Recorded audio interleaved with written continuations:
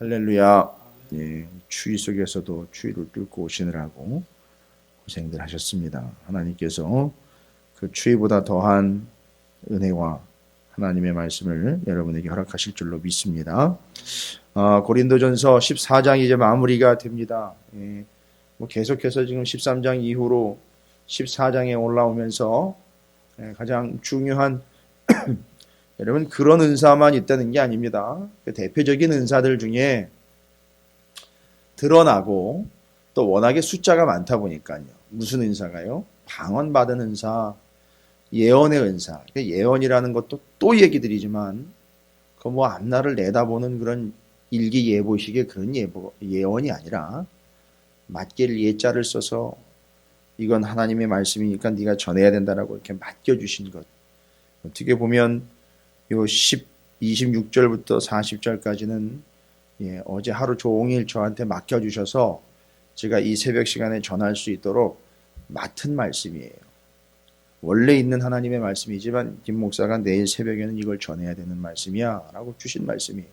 그럼 저는 남의 이야기 갖다가 하는 거 아니고 이 말씀 가지고선 그대로 여러분에게 전하는 겁니다. 이게 지금 이것이 예언이에요.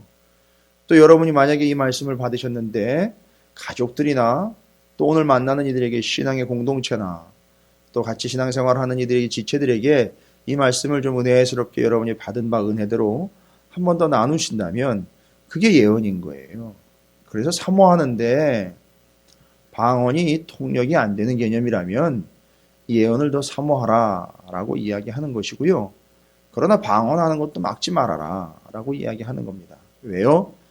방언과 예언이 소용되는 측면이 좀 다른 게 있기 때문에 그래요. 쓸모 있는 것이. 방언은 자기 개인의 덕, 곧 자기 개인의 이익을 위한 것이고요. 통역이라는 것은요. 벌써 보세요. 혼자 방언으로 막 기도하는 것하고 받은 바 오늘 은혜의 말씀을요. 다른 이와 나누는 것하고는요. 벌써 차이가 있잖아요. 다른 사람하고 나눌 때 은혜를 나누는 거지 않습니까? 그거는 바로 이제 교회의 덕을 세운 곧 교회의 이익을 위함이다라는 거예요. 자, 이런 차이가 있다는 거죠. 그러면서 이제 예언과 방언에 대한 은사를 정리를 합니다. 방언과 예언만 정리하는 것이 아니라 방언과 예언이라는 대표적인 은사를 통하여 다른 은사들, 모든 여러 가지 은사들까지도 정리를 합니다. 모든 은사들은 바로 교회의 덕을 세우기 위함이요. 개인에게 주신 것은 개인의 덕을 또한 세우기 위함이다. 그러나 궁극적으로는요. 우리가 믿음의 공동체에서 하나이기 때문에 결론적으로는 개인에게 주어진 은사들이 교회의 덕을 세우지 않으면 죄송합니다만 울리는 꽹과리와 같다는 걸 이야기하는 거예요. 지난번에도 말씀드렸죠. 은사를 싸질머지고 지옥으로 가는 사람들도 있다는 거예요. 은혜를 받았는데도 지옥으로 가는 이들이 있다는 거예요. 이제 이거 유사 그리스도인이라는 매튜 미드라는 사람이 쓴 유사 그리스도인이라는 우리 기독교의 유명한 서적이 있습니다. 거기 보면 은사를 등에다가 잔뜩 싸질머지고 지옥으로 가는 사람들이 있다는 거예요. 그래서 그 사람들은 가면서 어떻게 한다는 거죠? 꽹과리를 울리면서 간다는 거예요. 나는 이렇게 은사를 등에다 잔뜩 싸질머지고 지옥으로 갑니다. 라고 꽹과리를 울리면서 가는 거나 마찬가지라는 거죠. 그게 13장의 이야기였고요. 그래서 오늘 여러분께서 14장이 마무리되면서 원칙으로 삼으셔야 되는 것, 교회의 덕을 세우기 위하여 은사를 받았다면 은사 외에 다른 것도 마찬가지예요. 은사, 사명, 사역, 헌신, 모든 여러분이 교회 안에서 교회와의 관계에서 성도들과의 관계에서 받고 행해야 되는 모든 하나님이 주신 것들 있죠. 이 모든 것들은 원칙이 교회의 덕을 세우기 위함이라는 거죠. 1차적으로는 여러분에게 아마 많은 덕이 될 거예요. 은혜를 받았고 은사를 받았다면요. 그러나 그것이 내게서 끝나는 것이 아니라 하나님의 교회를 위해서 덕을 세우는데 보십시오. 오늘 여러 가지로 이제 교회의 덕을 세움이 은사를 어떻게 활용하느냐에 따라서 정리를 쭉 해줍니다. 지금까지는요. 어제 본문까지는요. 25절 본문까지는 말씀드렸죠. 믿는 사람들이나 안 믿는 사람들 중에 이제 처음 은사 받은 사람들을 보면서, 방언하는 걸 보면서, 예언하는 걸 보면서, 들으면서, 받으면서 뭘 이루어내야 된다는 거죠? 공감대가 형성이 돼야 된다는 거죠. 서로 간에 성령 안에서 영적인 동의가 일어나야 되는 거예요. 그럼 막말이 아니지. 여기 이렇게 돼 있죠. 처음 교회 온 사람이 여러분 방언하는 걸 보고 미친 거 아니야? 이렇게 반응할 수 있다는 거잖아요. 그러나 하나님의 생명의 복음을 전하여 이 사람이 내가 죄인이었구나. 나는 정말 예수 없이는 살아갈 수 없구나 하는 것, 그걸 받았다면요. 그건 예언해 준 거지 않습니까? 하나님의 말씀을 그대로 전해 준 거죠. 복음을 전해 준 거죠. 그러면 그 예언 때문에 이 사람이 자신이 죄인이라는 걸 알고 예수께로 돌아와 복음을 받고 구원을 얻게 됐다. 이것이 그 처음 믿는 사람이요, 이제 처음 발을 디뎠던 그 사람도 동의한 문제예요. 나는 죄인이로구나. 그리고 그래서 안 믿는 사람에겐 그렇지만 믿는 사람들 같은 경우는요, 방언이 터졌을 때에는 참 저렇게 혼자 기도하는 거는 참 개인의 덕이지만 우리도 참 알아들었으면 좋겠다. 이게 뭔 소리인지. 그때 방언을 통역하는 것이 필요하다는 거죠. 왜요? 동의를 이뤄내기 위해서. 이게 이제 지난 시간까지의 말씀이에요. 그 다음에 오늘 말씀에 보면 방언 예언하는 거 역시 마찬가지. 어떻게 방언하고 어떻게 예언을 해야 됩니까? 라고 이야기를 하는데 그 목적이 뭐예요? 방언 잘하려고요? 예언을 더 잘하려고요? 은사 개발하는 겁니까 지금? 아니요. 더 잘하고 받은 바 은사를 더 개발을 해서 그 은사 안에 최고가 되려고 하는 개념이 아니라 역시 그 은사를 활용을 해서 은사를 사용함으로 교회의 덕을 세우는 원칙에 대해서 이야기하고 있다는 거예요. 그래서 교회의 덕은 어떻게 세워지는 거냐? 방언과 예언뿐만 아니라 모든 우리에게 해당하는 사명, 사역, 받은 바 은혜, 은사는 다 이걸 통해서 교회의 덕을 세웁니다. 어떻게 해요?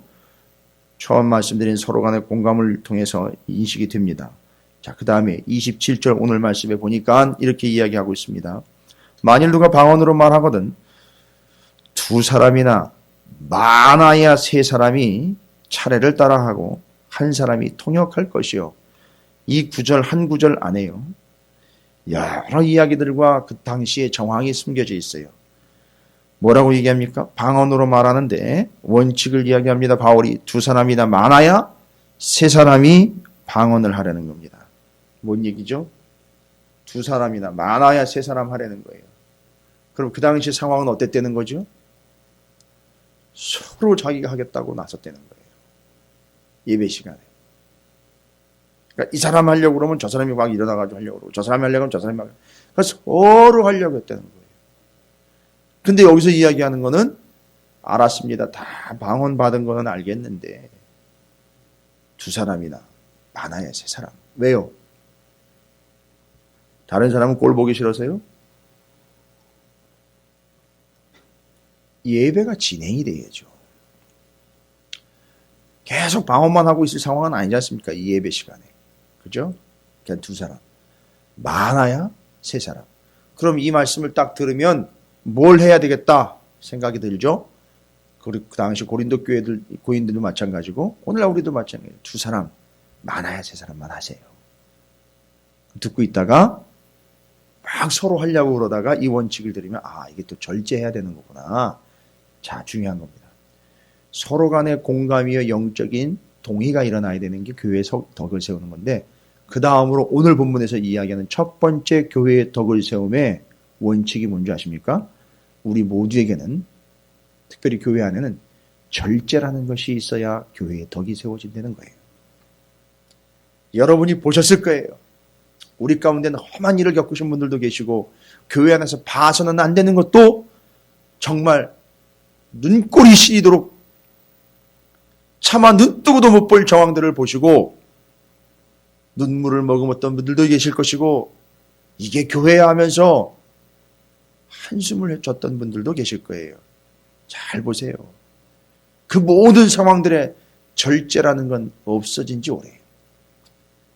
그런 말도 안 되는 상황에서 절제라는 건 찾아볼래야 찾아볼 수가 없다는 게 오늘날 상황입니다.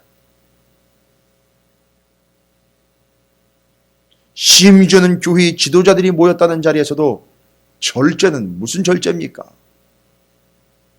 똑같은 현상이 일어나요. 두 사람, 많아야 세 사람 하면 좋겠다. 두 사람, 많아야 세 사람 뭡니까? 다 일어나가지고 떠들어대는데.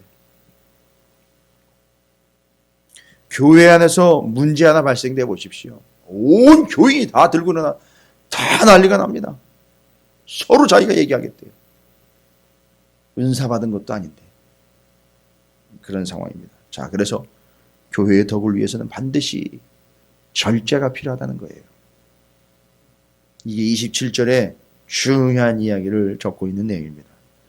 그 다음에는요, 많아야 세 사람이 무엇을 따라하고 차례를 따라서 하고 한 사람이 통역할 것이요. 반드시 지금 방언에는 통역이 따라붙고 있죠. 이건 다 전제가 된 겁니다. 그래서 절제에 이어서 뭡니까? 순서대로 하라는 거예요. 차례대로 하라는 겁니다. 이건 뭘 이야기하는 거죠? 중구난방으로 내가 먼저 이 개념이 아니라는 거죠. 어떻게 하라는 거죠? 차례를 따라 질서 있게 하라는 거예요. 여러분, 차례를 따라하고 순서대로 질서 있게 해라. 27절. 뭘 얘기해요? 절제와 질서를 이야기해요. 여러분, 교회 안에요, 세상적인 공공도덕을 이야기하는 게 아니에요. 교회 안에 은사 받은 것들과 사명과 사역과 헌신하는 모든 것들이요, 그것이 다 교회의 덕을 세우려면, 심지어는 주일날 교회 앞에서 주차봉을 들고 차량 안내를 하며 안내지, 순서지를 나누어 주면서 성도들을 안내하는 모든 일, 주방에서 봉사하는 일이며 심지어는 차를 타서 함께 나누는 모든 일들, 이 모든 일들이요, 교회의 덕을 세우기 위해서는 첫 번째 절제, 두 번째 질서가 있어야 된다는 거예요. 이 절제와 질서가 없으면 절대 그 은혜는 교회의 덕을 세우는 데는 무용지물이 된다는 거예요. 아주 바울이요, 명확하고 정확하게 그들의 문제를 지적하면서 해야 할 부분을 말씀으로 전하고 있어요. 잊지 마십시오. 영적인 공감이요, 영적인 동의가 일어나야 됩니다. 그 다음엔 질서가 있어야 되는 거예요. 교회는 절제가 있어야 되는 겁니다. 왜요? 교회의 덕, 곧 교회를 이롭게 하기 위함인 거예요. 거기서 끝나는 게 아닙니다. 33절에 보니까 하나님은 무질서의 하나님이 아니시오. 보십시오. 질서를 좀 지키라는 거예요. 이 질서 안에는 뭐가 있는지 아십니까? 순서만 있는 것이 아니라 순서를 지키고 질서가 있는데 바닷물이 경계를 넘어오지 않더라는 거예요. 그죠? 바닷물이 경계를 넘어오는 순간 쓰나미가 되어버리는 거지 않습니까? 싹 쓸어버리는 거죠. 어마어마한 사상자들이 나죠. 뭘 이야기하는가? 하나님의 질서는 조화를 이루어내는 거예요. 조화롭게 화평을 이루어내는 겁니다. 여러분, 이것이 뭘 이야기하는 겁니까? 조화로움과 화평의 원칙을 지켜야 한다는 거예요. 교회의 덕을 세움의 원칙입니다. 이것이 33절에서 이야기하고 있는 중요한 내용입니다.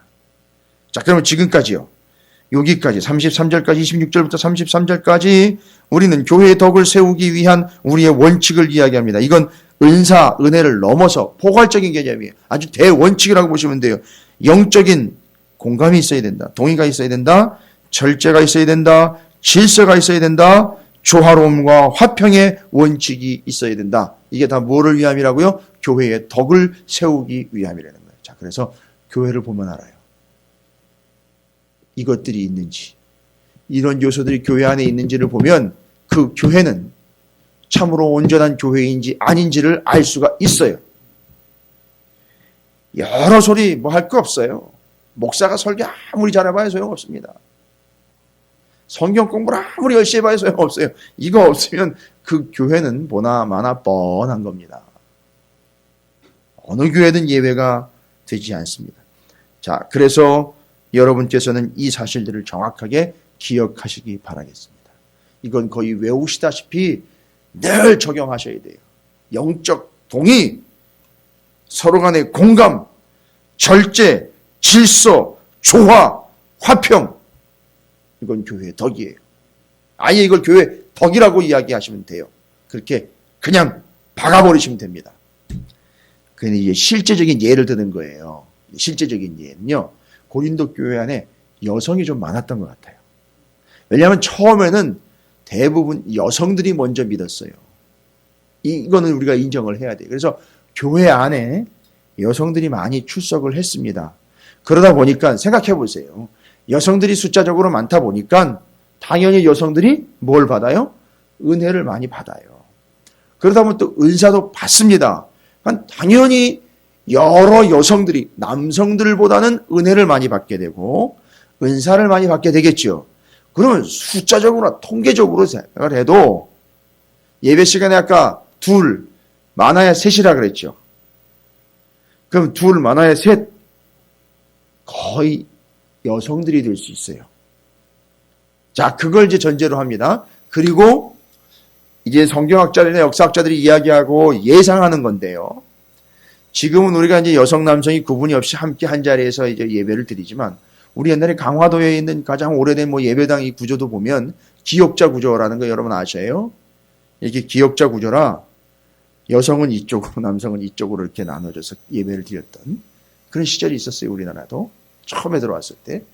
아마 이 당시에도 그런 개념은 아니지만 여성과 남성이 이렇게 좀 구분이 되는 자리상으로도 그랬지 않았을까. 그러다 보니까 여성들끼리 예배하고 남성들끼리 예배합니다. 근데 여기 여성들이 있지만 이 남성들 가운데 이 여성들의 남편들도 있어요. 그럼 여러분 원칙 아시죠? 머리에 쓰는 문제 때문에 여성들이 왜 벗지 말라고 얘기를 했었잖아요. 이 고린도전서 이 앞부분에서 나왔죠. 왜요? 여성은 누군가에게 속해 있는 존재라는 거예요. 누구요? 남자에게요. 그래서 딸들은 아버지에게, 부모가 없는 형제들은 자기 남자 형제에게, 결혼한 여인은요 자기 남편에게 여성은 속한 존재가 돼요. 그러니까 무슨 얘기냐면 이건 아주 중요한 겁니다. 여기도 나와 있지만 배우려면은, 물어보려면 누구한테 먼저 물어봐야 되느냐 하면 은혜를 받았어요. 은사를 받았습니다. 이거 어떻게 해야 될지 먼저 물어봐야 되는데 누구한테 물어봐야 돼요? 남편한테 물어봐야 돼요. 아, 이거 내가 이렇게 은혜를 받은 것 같은데 여보 이거 어떻게 해야 되는 거지?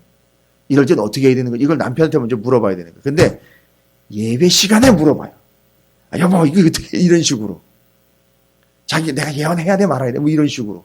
내가 이 방언을 해야 돼 말아야 돼 이렇게 물어봐야 되는데 시끄러워지는 거예요. 또 여성들끼리도 막 웅성웅성 되는 겁니다.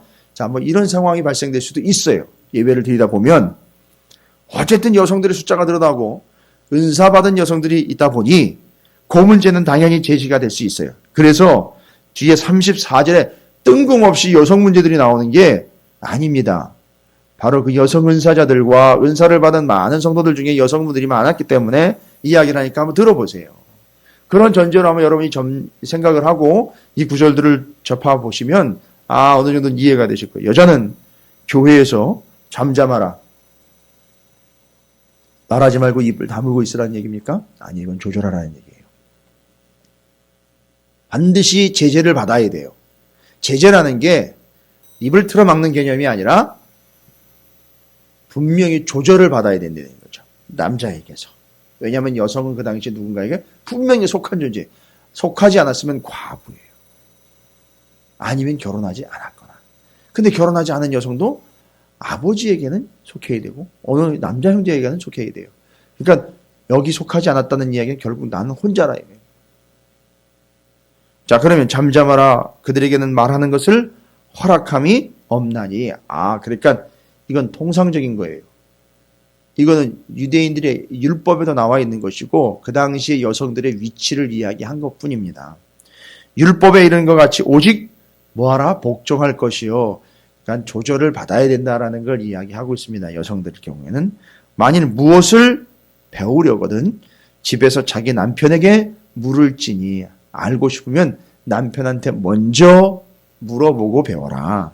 여자가 교회에서 말하는 것은 부끄러운 것이라 말하지 말라는 얘기가 아니라 혼자서 자기가 독단적으로 말하는 것, 나서서 자기가 자기 의견을 혼자 이야기하는 것은 여성의 경우는 좀 조심스러운 이야기이다라는 걸 그 당시의 사회적인 통념과 유대인들의 말씀의 율법에 의해서 말씀에 나와 있는 걸 근거로 해서 바울은 이야기하는 겁니다.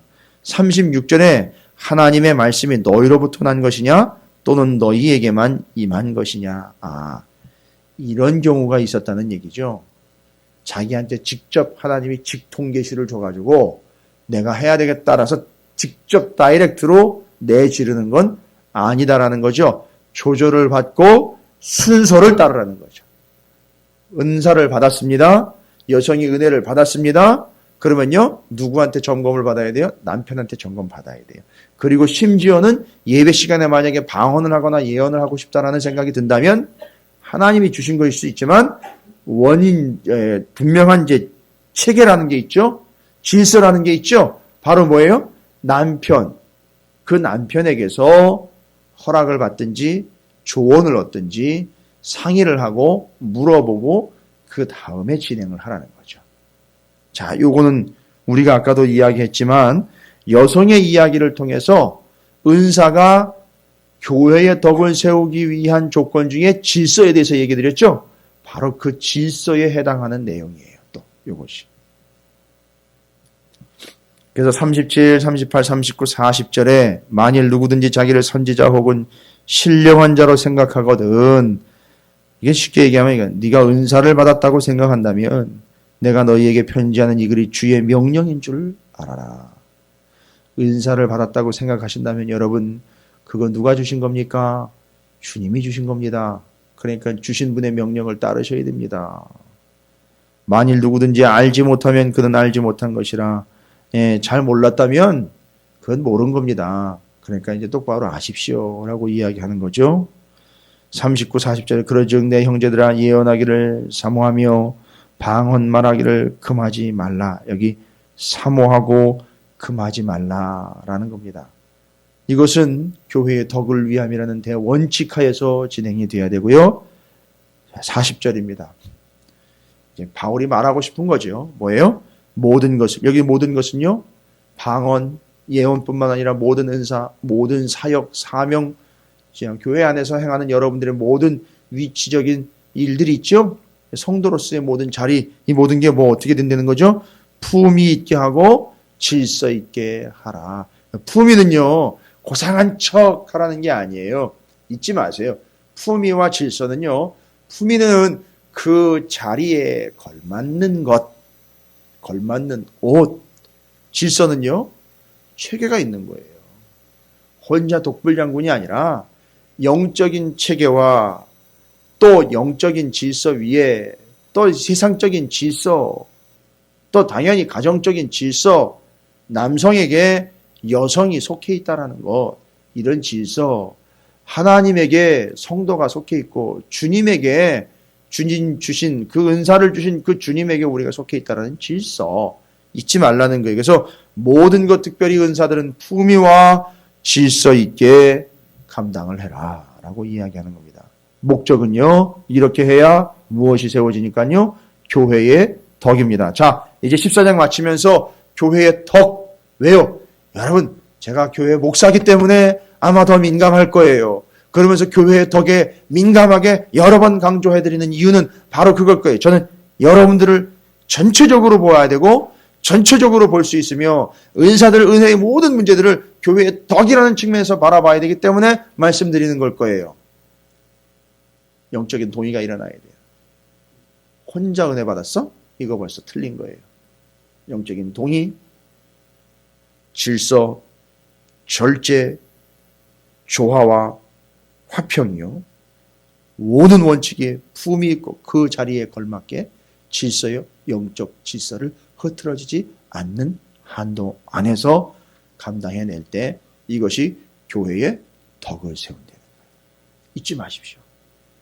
여러분은 여러분에게 개인적으로 주신 은사라고 내 것이다라고 착각하지 마시고 주신 분 주님이니 주님의 몸된 교회의 덕을 세우는데 여러분에게 주신 모든 작건, 크건, 사소하건 누구에게는 벌써 확인되지도 않은 듯한 은사인 것 같은 모든 은사, 사명, 헌신, 직분 모든 것들을 다 교회의 덕을 위하여 절제, 질서, 조화, 화평을 이루고 자리에 걸맞게 질서 있게 영적으로 조절받으면서 감당해 내시기를 주님의 이름으로 축원을 드립니다.